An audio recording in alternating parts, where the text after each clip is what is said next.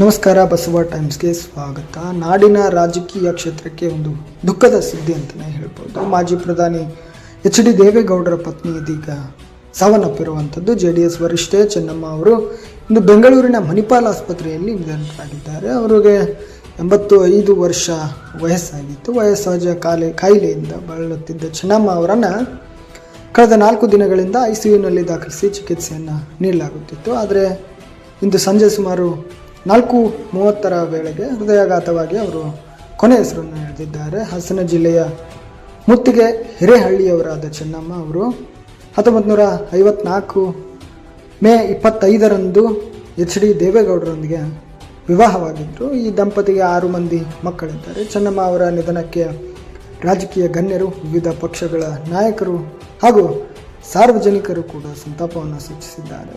ಅವರ ಅಗಲಿಕೆ ದೇವೇಗೌಡರ ಕುಟುಂಬಕ್ಕೆ ಮಾತ್ರವಲ್ಲ, ರಾಜ್ಯದ ರಾಜಕೀಯ ವಲಯಕ್ಕೂ ತುಂಬಲಾರದ ನಷ್ಟವಾಗಿದೆ.